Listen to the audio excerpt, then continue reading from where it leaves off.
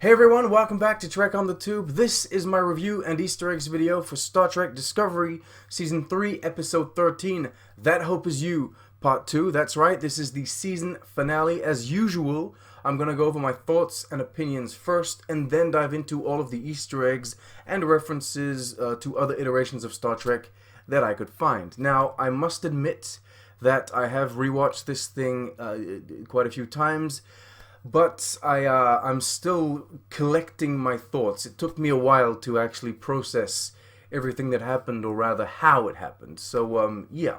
Alright, a few bullet points before we begin. I'd like to present 3 bullet points. Number 1, I like to do two-parter episodes that have the same name in one video, but clearly that isn't really an option with this episode and the first one from the season. Though this could arguably be considered a spiritual successor to Part 1, or perhaps the second part to Burnham's 32nd Century Growth, or something along those lines, it would admittedly be difficult to tackle them as one single story. Number 2, there are things that I will purposefully leave out of this video because they deal more with the season as a whole. That's because I really do want to focus on this episode specifically, its events specifically. Of course, my Season 3 review will be coming soon anyway. Number 3, it is very difficult to review a season finale in any case. And I'm pretty sure it's even more difficult to write a season finale, especially for a serialized show. These things have to work on so many different levels. They have to pay off the current season's stories, set up the next ones, tie up loose ends, provide some sort of climax, all the while still functioning as one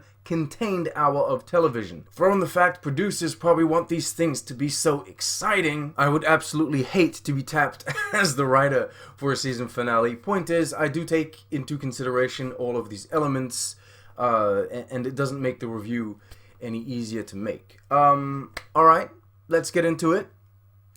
That Hope Is You, Part 2, let's go. This thing was a roller coaster of emotions, and not in the way you think. I know traditionally we say that when we're sad and happy, but for me, this was kind of a love-hate situation. I loved everything that happened with Saru, Kolba, Adira, Gray, and Sukal in the nebula on the planet on the ship.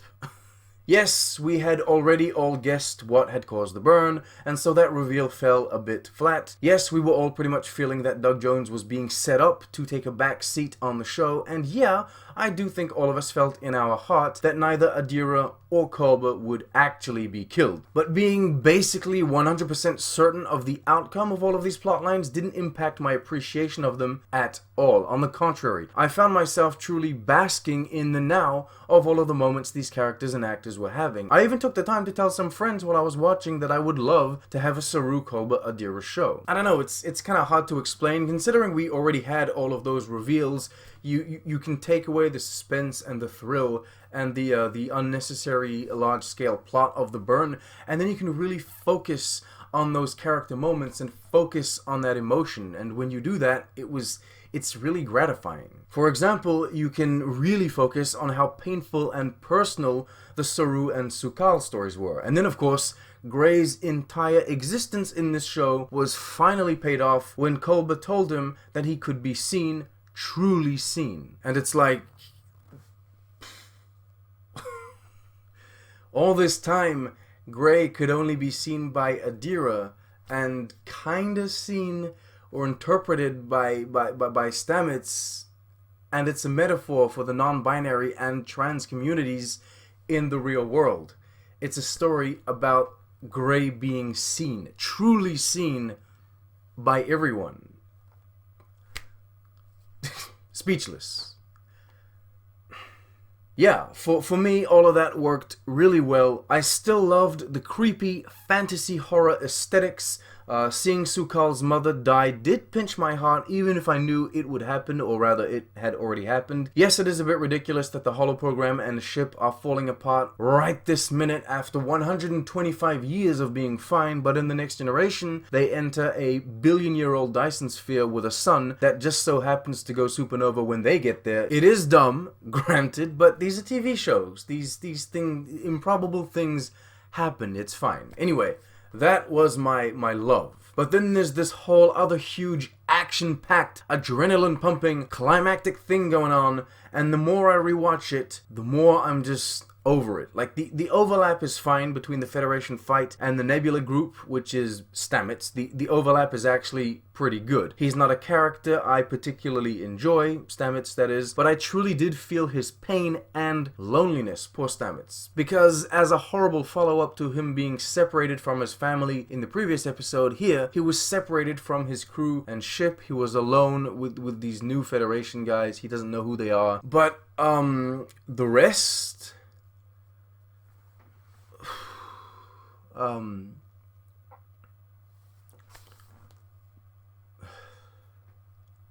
The first bit of action before Osira leaves with the Discovery is alright. Because it's more thriller than action, and that vibe was effective. In the moment, at least. Once Osira leaves, you kind of just realize that if we don't separate the story into 2 episodes, all she did was get inside the bubble, talk for a bit, and then leave the bubble, which is underwhelming. But yeah, what I was going to mention is that whole chase.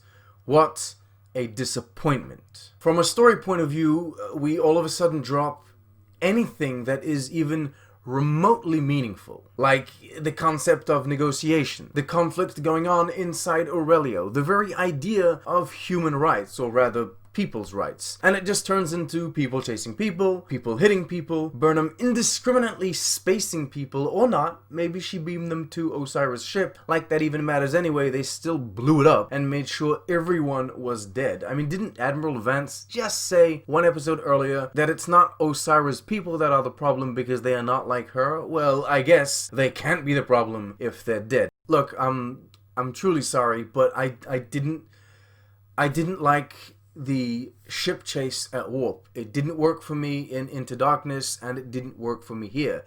I also absolutely hated the running chase on the turbo lift above the you know, on the platforms. That also was stupid in Into Darkness, and it was also stupid here. Not to mention the obvious thing that everyone hates, the damn size of it all. How ridiculously huge is the interior of that ship? Oh my god. Not only did I despise the setting, like the backdrop to the action, because having that endlessly massive roller coaster slash nebula inside the Discovery is something I fundamentally disagree with, but I also didn't like the action itself. It wasn't badly directed or choreographed. No, that's not the problem. Those are not the issues. It's just that such action is unnecessary and bloated and excessive. They try so hard to make it look cool, but it's not. It's saddening. Like they just had to kick someone into an abyss, right? It's tradition now in Star Trek, I guess. I understand when a Star Trek movie has to resort to this kind of spectacle, this kind of climactic ending, because it's only a 2-hour presentation. You need as much excitement as you need, I suppose, message when you're doing a theatrical release. But these are seasons. These are shows, right? You can work an actual meaningful story with a meaningful conclusion at the end of the season into television. I don't know. It doesn't need to end in some sort of mindless spectacle every time. Especially for a show that champions the ideals and represents, or at least claims to represent, what Starfleet is all about. Hashtag We Are Starfleet, right? Hashtag We Are Starfleet is not mindlessly running and chasing people in corridors and hitting them in the face and then kicking them into oblivion and spacing them. Hashtag You Are Not Starfleet. Hey, this is editing me here. I don't do this very often, or this is probably the first time I've ever done this, but I did want to add a little something. In Enterprise, there's an episode where there's a ship from the 31st century that has like this huge interior, which is clearly, you know, it's clearly bigger than the exterior of the ship. And so that technology exists in the 31st century, or at least the 31st century that ship came from, because Enterprise gets a little complicated with the times. The thing is, the turbolift interior, the cavernous interior of the ship existed in Discovery Season 1 or 2 already. This isn't new.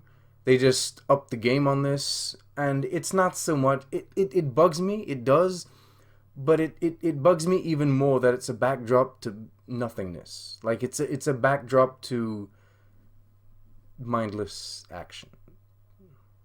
It's not all dread and despair, however. To go over some random notes I have, I do think the episode was well directed and the performances were all fantastic. The VFX were kinda spotty depending on what we're talking about, like the creature from the Holo program was absolutely impeccable, but the Dot 23s looked a tad out of place, like a bit too animated, or maybe the lighting wasn't too good on them, I don't know. I'm fine with the data core room, whatever the hell that even is. I'm not convinced it makes sense to have this room in the first place, but the fact it's all white and flashy looking indicates to me that it's a 32nd century upgrade that was added to the ship when they got their full upgrade, and so its existence is excusable because, well, we don't know how the future tech works. We don't know how these future 32nd century ships function and what kind of rooms they need to have. It was a bit dumb that just any odd commander, not the captain, not the acting captain, can deactivate and reboot this critical system without any problem, especially considering in Star Trek, when critical procedures are involved, you usually need at least 2 people to initiate them. But anyway, I did enjoy the plan to destabilize the ship's course by basically unmagnetizing the nacelle. I thought that was actually pretty clever. On the other hand, small details like the warp core scratching against the side of the tube as it was ejected felt stupid. I understand sparks are cool and visually interesting, but if you have established technology on the show that can keep 2 detached nacelles aligned with the primary hull of the ship while traveling at warp, couldn't you have the warp core exit the ship without scratching itself on the sides, especially considering it's a warp core? Aren't you risking it getting stuck or going off prematurely? Another profoundly idiotic thing is the emergency quarantine force field that doesn't actually quarantine anyone. The thing encompasses a door to the hallway. What the fuck? Anyway, let's start wrapping this up by talking a bit about those final elements from the episode. Seeing Sahil again was awesome. I'm so happy he's alive and he's been brought into the Starfleet fold. It made sense for Tilly to relinquish command of the Discovery over to Burnham near the end, and I was personally very happy to see Burnham officially given the captain's chair. To be brutally honest, when taking into consideration how they originally marketed this show and started talking about how it was going to be the adventure of a first officer, etc. I actually thought that we would get 7 seasons of Discovery with Burnham being a first officer, and I thought we would experience the Starfleet life through the lens of a first officer, and we would kind of go through her troubles and I suppose just follow her life as the first officer, maybe on different ships, maybe with different captains.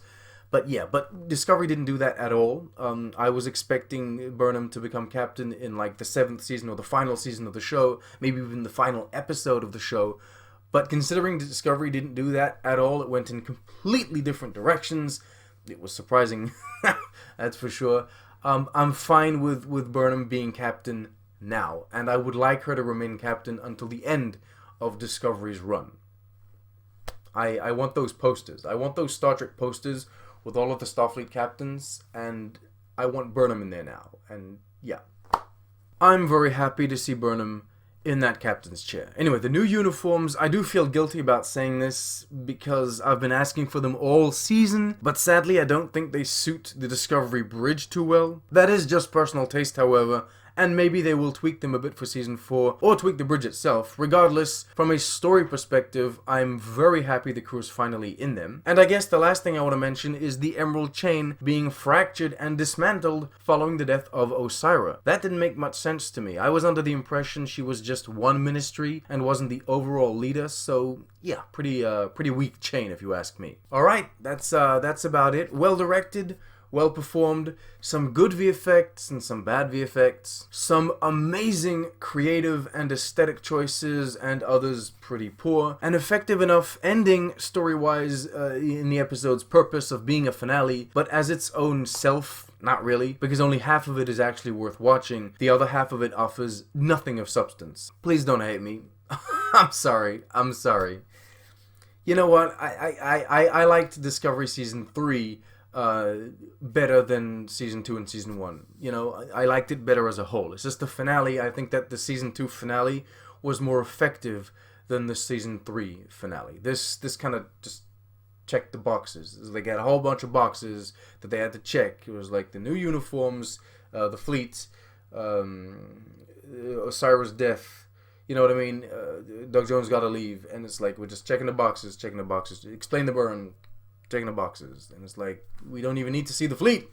Just put it there so it satisfies someone.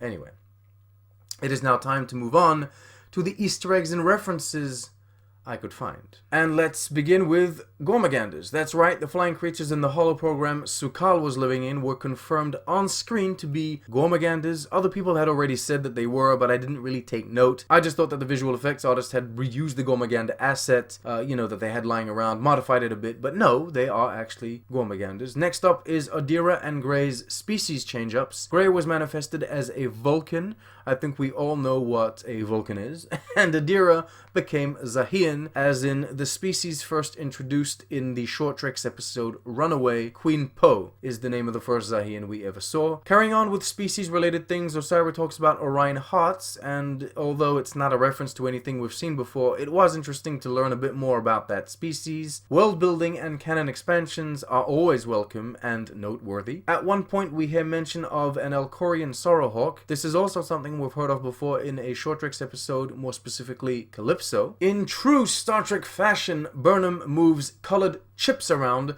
in some sort of computer interface and saves the day. This has been a thing in the franchise forever now. So has kicking people to their doom, apparently, and so has warp core ejections. Also, uniform change-ups halfway through the run of a show has been done before in Deep Space Nine. Now, to bring this to an end, we do have a few original series nods. First, Burnham says she doesn't believe in no-win scenarios, just like Kirk, and then we got the original series theme over the end credits. Alright, that's all of it. I'm sorry if I do seem a bit defeated by this episode. It's just that the overarching stories in this modern Star Trek aren't the things that work the best for the shows. And I'll get into this in my Season 3 review. Watch out for that. That'll be coming sometime soon. I think that this season in particular, when we're talking about Discovery, did a very good job with those semi-episodic episodes, and I think a lot of the adventures that we went on were a lot of fun. It's just that when you come to like a culmination of elements that I don't think functioned very well, be it the Emerald Chain, or like the Emerald Chain is a great idea, it's a great concept, I just think the execution of it was a bit spotty. And then of course the burn, everyone's kind of over that. Yeah. But more on that in my Season 3 thoughts video. Okay, thank you for watching. You're the best. Like, subscribe, comment. Tell me why I'm wrong and why this was the best finale ever, please. I welcome the opinions. A huge thanks to all of the Patreon supporters, everyone supporting this channel. You're the best. Thank you so much. I have a new light. The last video had it too. I don't know if you guys noticed, but it seems more crisp when I film. And I'm building towards that camera eventually. Yeah. As usual, live long and prosper.